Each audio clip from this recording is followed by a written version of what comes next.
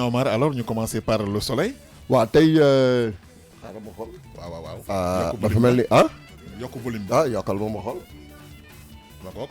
waaw dafa mel ni yegg si na de. bismillah.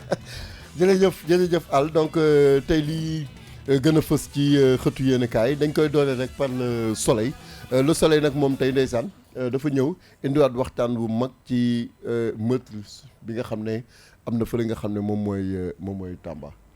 ki nga xam ne nag moom moo ko rey li ñuy wax ne géolocalisation xam nga léegi mbir yi dafa commencé di dox xarañte boo xam ne lépp lu nit def foog nit na ci mucc rek day jàpp donc soleil daal tey moom. mooy sa téléphone daal foo ko utiliser rek xam nañu fan nga ko utiliser 9h midi ak 1h foo mën ci toll dañ la localiser. loolu la def ba pare enquêteurs yi xam nga dañoo xarañ donc dañoo mel ni comme ñu ko doon xeeñtu donc dañu dem jubali directement ci yoon boobu bi ñu fa demee rek automatiquement dañ ko jàpp donc loolu nekk na loo xam ne vraiment te waa ji tamit li ñu wax ne yuuxu dafa jibee fu ñu ko foogeewul donc soleil moom loolu la wax tey.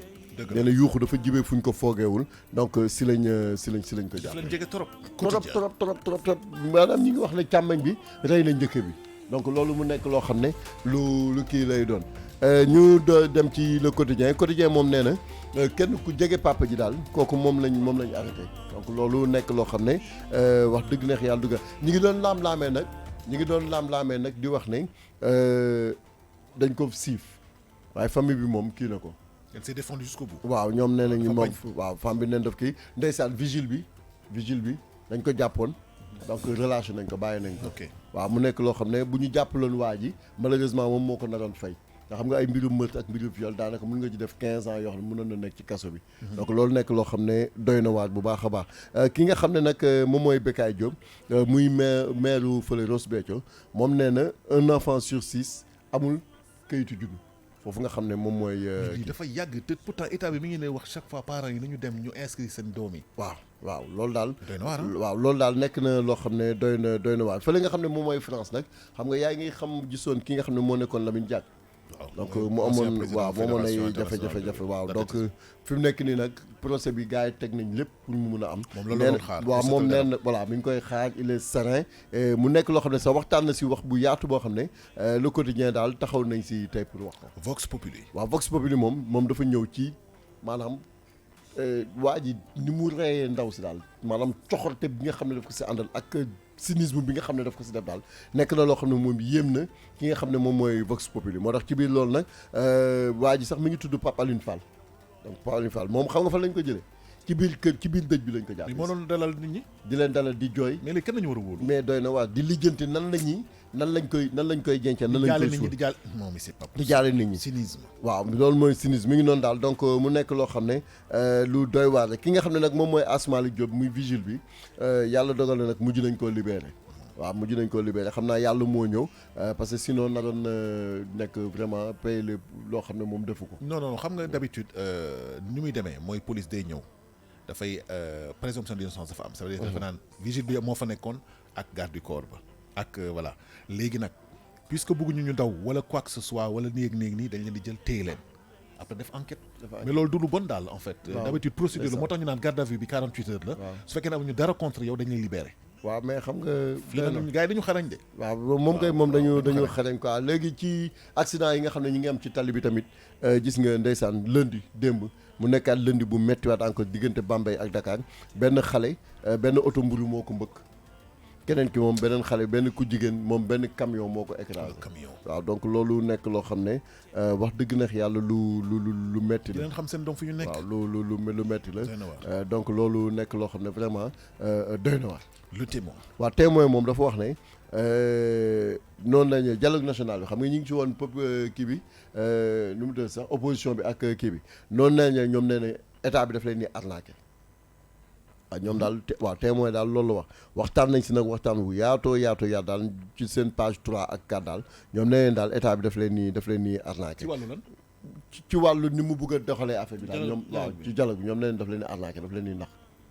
waaw donc xam nga war na am foofu wala. moom kay waxu politicien la rek. waaw waxu politicien la xam nga politicien moom dañ koy kii dañ koy nangu daal ñoom seen waxu bopp parce que ku ci nekk da ngay wax loo xam ne moo la arrangé. moo la neex rek. ki nga xam ne mu fële ci Tamba témoin ñëwaat na si muy Pape Alioune Fall muy meurtrier boo xam ne wax dëgg yàlla ku doy waar la kéem tànn na et puis waa ji dafa am sang-froid parce que rey nit def njombe bu toll noonu ba pare ñëw ci di dëj dalal nit ñi di lijjanti dëj bi ni ñu koy organiser ak yooyu mu nekk loo xam ne doy na waar bu baax a baax. kii de dañu xool ban prison nañ ci dugal ak fan nañ ci dugal. nañ ko isolé parce que sinon gars yi nañ ko. waaw donc loolu daal doy na waat gaal.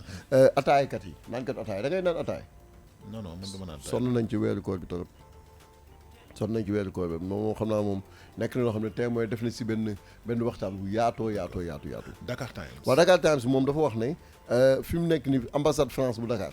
ñoom fi mu ne nii daal gars yi toppee nañ leen boole parce que dafa mel ni France moom day violer droit humain ñoom daal lu leen neex la ñuy def lu leen neex loo xalaat rek Dakar Times wax na ko lu leen neex la ñuy def léegi ki nga xam ne moom mooy Mamadou Amadou Ba donc visa yi nga xam ne dañ koy bañal malade yi di ko bañal étudiants yi di ko bañal personnes âgées di ko bañal homme de culture yi di ko bañal journalistes yi di ko bañal sportifs yi est-ce que yoon la te non remboursable.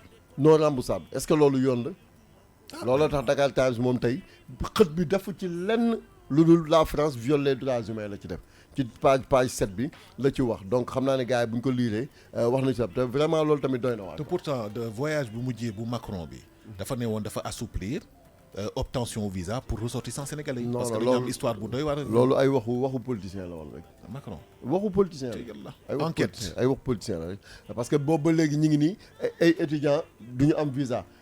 temps yi la rek gis nga fi le promoteur la artistes yi mu fi jëloon yëpp pour yóbbu leen fu mu mujjee. perte xaalisam nga sax na pour lan loolu du yoon. te ba pare te ambassade bi mu encaissé na ay xaalisam ba pare.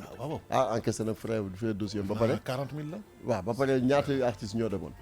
donc bu dee 10 rek 4 millions la. waaw ba pare mu ne mayu leen ko. enquête moom dafa ñëwaat ci Tambacounda moom daal nee na waa ji daal vraiment moom ñoom yéem na leen. ñoom enquête ñoom yéem na leen quoi yéem na leen trop Papa Amadou Alioune Fall nag moom avoué na waaw nee na wax dëgg yàlla moom moo def njombe li te nag moom moo nekkoon bras droit wu papa ji donc mu nekk loo xam ne daal ndox mu sedd moo xam ne la dafa rey téeñ la waaw donc loolu nekk na waaw waaye nag nee nañ xam nga enquêteurs yi dañoo xarañ moom daal ci Sonatel lañ ko coincé waaw maanaam daal ci téléphone bi géolocalisation daal te moom bi ñu ko jàppee bi ñu ko laajee lu tax mu jël téléphone bi mu ne da doon bañ gars yi gis ne moom moo mujjee woo ñàkk xam la loolu moo ko dugal criminalité bi fi am fan yi rey bëri nañ li ñuy rey bëri na moo tax président démb taxaw na ci nag conseil de sécurité après mer na oui mer na démb palais daal la woo ñi nga xam ne ñooy punkal yi nekk ci wàllu sécurité ne leen lii ma gis ci dëkk bi dama bëgg mu dakk léegi nag nañ xool nuñ ko mën a lijjantee nit ñi ragal nañ trop waaw mais na dakk loolu daal nekk na loo xam ne fi mu nekk nii taxaw na si bu baax a baax fi nga xam ne moom mooy Grand Théâtre musique bi daf faa foor day jógee Grand Théâtre ba pare léegi nag déet pas biir Grand Théâtre mooy ci esplanade maanaam ci biti beeg yooyu. mais si wetu géej la nekk. ci wetu normal ñëpp xam nañ que vent bi moom. waaw day dem de fi mu ne nii nag daa xaw a sonal waa Palais sax. Palais dëkku fa. mi ngi dëkk Mermoz. waaw waaye day xëy suba des fois di fa liggéey. waaye nag ay vitre blindée la yor. yow da nga jàpp ne amul problème. amul benn problème ay président na dawal yërmande rek. ok waaw d'accord moom daal mi ngi ciy wax Khalifa Sall xam nga mi ngi commencé yàgg ci kaso bi nag. 800 jours. waaw Aline ëpp na ko. waaw pour que Aline Tine nee na moom dafa engagé wu pour ñu libérer ko. waaw damay ragal nag est-ce que xamul yéex.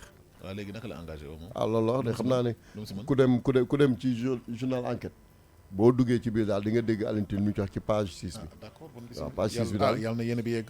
waaw page 4 bi moom nee na moom engagé wu na léegi nag ndax dafa yéex wala yéexul fi mu nekk ni enquête daal dinañu wax moom lan la ci wax.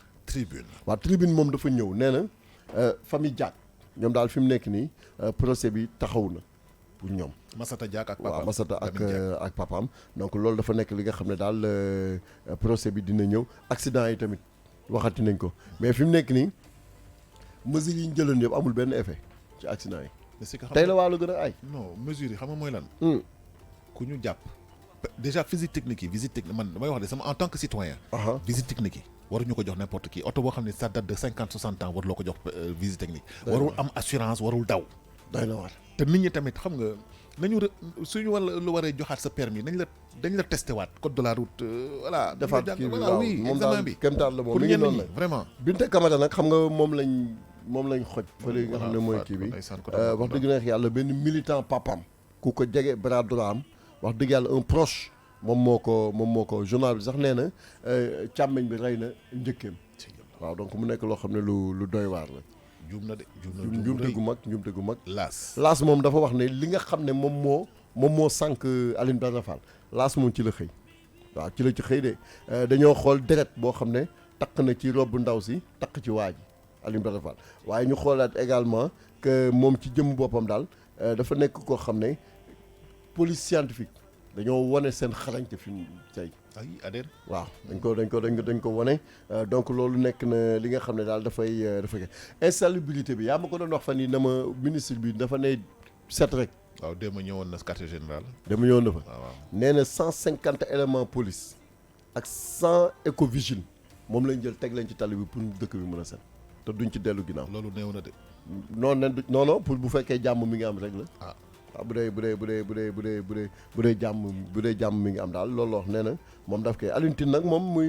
dellu ginnaaw de da nekk vraiment dañu teg seen tànk fi ñu ko teg baax na. waaw mais xam nga Sénégal nag d'habitude ñun dañuy door rek mais duñu. non masla bi moom nañ ko bàyyi. waaw duñ continuer quoi. Walf Quotidien. Walf moom tey ci li mu xëyee mi ngi demit moom it ci meurtre bi nga xam ne moom mooy Tamba moom nee na les premiers éléments de l'enquête donc li nga xam ne loolu si wax nee na tentative de viol la bu mujjee ci njombe.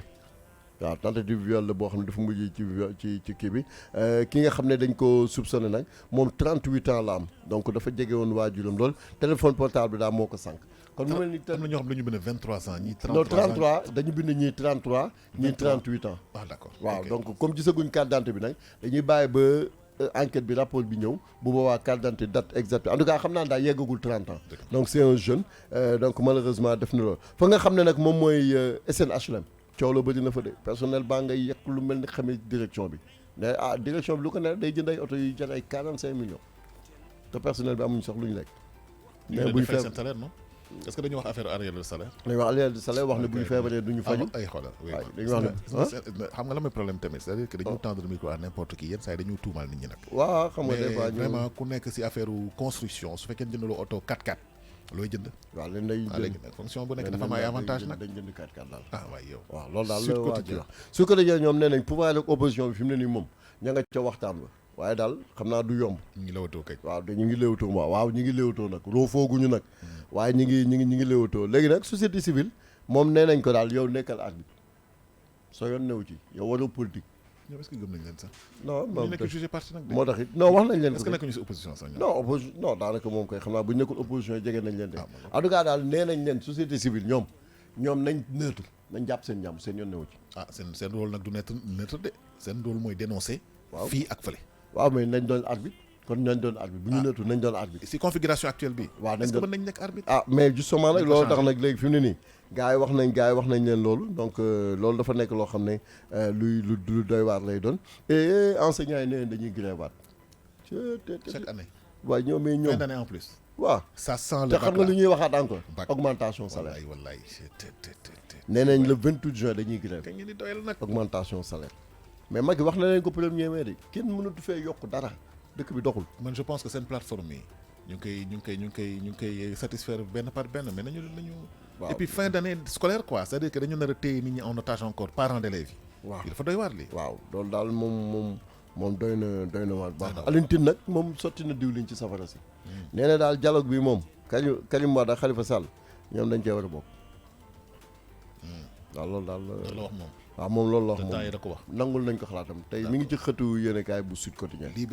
Libération moom nee na DPTS yaa ngi dégg ñoom nan lañ fexe ba jàpp Pape Alioune Fall ñoom daal ci loolu lañ nekk di ko doon ko lëxbët ba jàpp ko waa ji nag mais daal waa ji xam naa ne yàlla may na ko quoi moom moo doon ñëw di dalal ñi doon ñëw di kii di jaale si.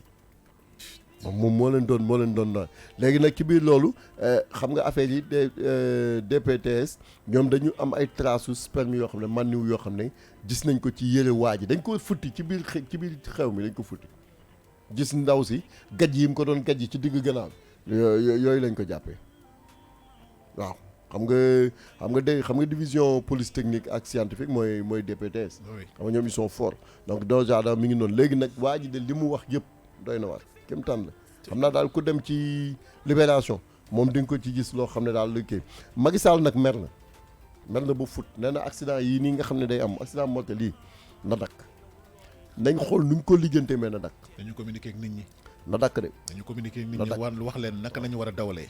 na dakk de les échos. waaw les échos moom dafa ñëw ci Lamine Diack Lamine Diack président Lamine Diack mu nekk ci procès boo xam ne ñu ngi ko si dem ci wàllu corruption maanaam ger goo xam ne am na ci daal fi mu nekk ni mi ngi si Pape Marsa Diack moom it di doomam moom it daal ñu ngi koy laaj toppee ci blanchiment. waaw mais moom mi ngi Dakar te génnatu fi de. déet mënutul génn su génn fii moom. non bu génnee gars yi kii ko dañ koy taxañ. non loolu dem léegi nag Lamine Diack moom ne depuis 3 ans et demi mi ngi taxaw di xaar rek léegi fi mu nekk nag jot na nag pour mu mun a wax li nga xam ne moom la xalaat. enquête bi yàgg na. waaw 3 ans et demi léegi Zeko ñëwaat na nag ci ki nga xam ne moom mooy Binta Camara ndeysaan moom nee na Binta daal daa xeex pour denc ndawam ba génn àdduna. waaw donc mu mel ni daal les échos sax moom da ci def enquête bu yaatoo ñoom ñëpp ay Alioune Tine ak ñoom Jamra ak Alioune Tine daal nee na peine de mort moom c'est cruel mais moom loolu nit ñi di rey nit te kenn du leen rey Alioune Tine moom lan lay wax ni mais lan lay wax ni mais nee na peine de mort bi dafa cruel inhumaine dégradante barbare waa léegi ki reyee moom kooku moom lu mu def moom tëj barbare waaye nag soo reyee di nga giifal nit ki rek waaye tamit Moustapha Diakhaté ne moom moo ci gën a sadique moom nee na moom dañ leen war a jàpp sax def leen castration chimique maanaam daal dugal leen ci ay genre four crématoire yi loolu idi la ñu ruy wala ñu bañ a ëmbalati kenn wala ñu bañ a mën am doom moom koy kenn loolu sax xel mën na kaa dégg waaye nag peine de mort moom les gens sont divisés en fait oui mais ñun bu ñu nekkee ci dëkk boo xam ne tamit nit ñi dañuy rey comme ça là sans état d'âme ni rien mais dañ leen war a rey de. fii charia doxu fii pays laïque la loolu mooy problème bi. est-ce que pays laïque dafa wax ne da leen jàpp nit ñi di leen rey comme ça yow gis nga léegi ci mbedd bi da ngay yor sa téléphone dugg sa biir oto sax booy ibbi bunt bi jam la paaka nangu ko dem loolu pays laïque daf ci am. na président woote référendum peuple bi mooy décider de toute façon. man daal saa yi fi mu nekk nii man daal xam naa ne doy na waar Siré Dia depuis xam nga 3 semaines la ngi nii waaw ñu ko jëlee waa ji nag fi mu ne nii mi ngay def recrutement en masse ñi décision yi nga xam ne dafa keroon yëpp ma ngay recruter rek gars yi nag bañ nañ ñeneen ko lu tax ngay def loolu mi ngay recruter bondé sauf kii sous réserve la passation bi nar a demee. waaw moom daal xam naa ne doy na waar. waaw réew mi nag moom réew mi quotidien waaw moom tamit dafa dellu si waat rek ndeysaan ci Binta Camara mu defar nag photo bu yànj bu ndaw si nag xale bu yànj la bu mucc ayib sax dëgg yàlla mu def photo boo xam ne mi ngi waaw ku sell waaye mi ngi noonu donc Binta Camara nag wax dëgg yàlla kenn violé wu ko mais waa ji daal xam naa ne daal ku doy waar la daal ku doy waar la donc mu nekk militant papam jege leen lool xam nga démb maa ngi la doon wax nee naa la daal série macabre yi nga xam ne mi ngi fi am dañoo dem ba fële nga xam ne mooy place yu Yara dañ faa fekk tànku nit man nag xaw ma li des ci yaram bi loolu démb waaw li des ci yaram bi daal man xaw ma fu mu mujjee waaw li des ci yaram bi benn ouvrier moom fee Kër Ndiaye Lo moom it dañ ko faa rey yaa ngi dégg benn xale bu am juróomi at moom it ñu rey ko beneen xale bu am 20 ans moom ñu fekk ko fee ci Elinking moom it mu dee Yaraax benn paa bu am 61 ans moom it dee ci benn lakk dëkk bi daal xaw ma lu fi xew waaye daal kilifa yi nañ ñaan parce que lii nii lii doy na waar wala ñoom waa God family boog nañ wax. yow doo bay wax ju rëy yooyu ngay wax. dañ wax kañ nañ ñaan. stade moom dafa ñëw nee na Cissé fi mu nekk nii mi ngi waaj a publier. xam nga dañuy dem Coupe d'Afrique. léegi nag ki nga xam ne mooy Mendy Koulibaly Gana Gueye ak Sadio Mané ñoom ñooy ñeent ñi nga xam ne moom ci lay sukkandiku pour mun a tabax équipe am waaw loolu daal moom nekk na loo xam ne luy kii fa li nga xam ne nag mooy Ghana moom Gyan moom nee na buggatul bokkatul moom du ñëw waaw moom leen daal du ñëw moom. léegi nag Kylian Mbappé PSG moom daal la mu jot a wax moom démb. vraiment indi na fa jiixi jaaxa boo xam ne kenn xamul. Neymar mi ngi koy fat loolu la bëgg a wax. waaw dafa mel ni nag. waaw loolu moo am mais loolu la dafa bëgg a dem dafa mel ni day foo xam ne ba fa féex tuuti. dafa mel ne dina dem de. waaw sunu lamb. xam nga démb maa ngi lay wax ne la Boy Niang daal jàpp na lu ko neex la wax Lac de Guiers. Lac wuyu na. waxoon naa la ko de. nee na. Lac du ñeexum ñebe. nee na Boy Niang. bu añ bi nee prix ci suuf lañ koy fore.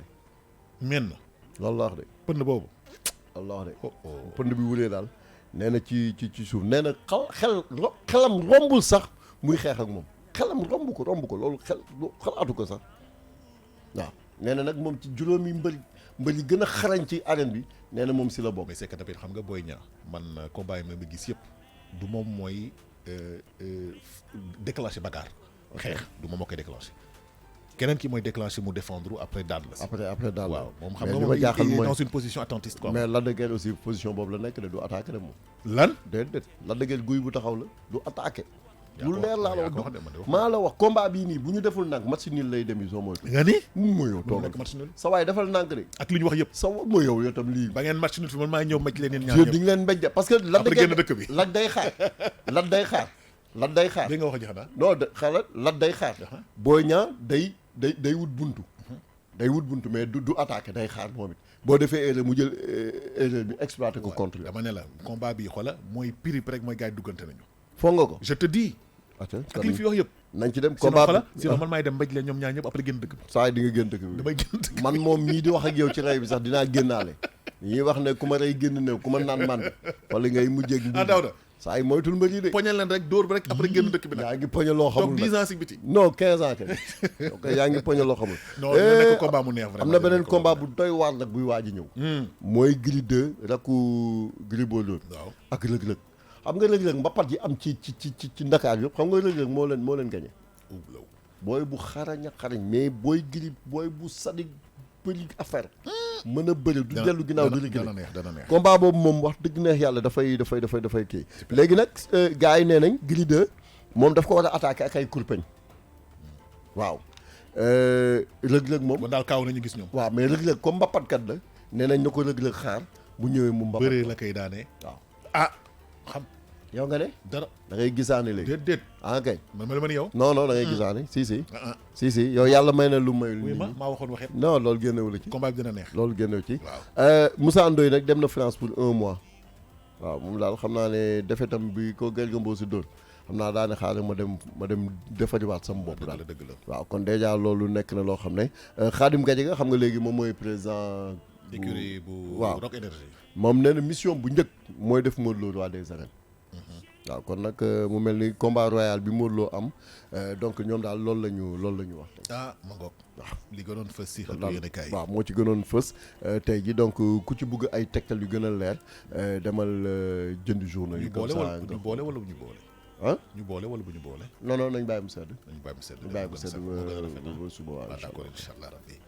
waaw 10h04 jot na fii si studio principal bu King FM ñu àndoon ak yéen si li gën a fës si xëtu yéen kaay yi nekk leen si jàmm 11h Mati Carter dina fi teew pour doxal King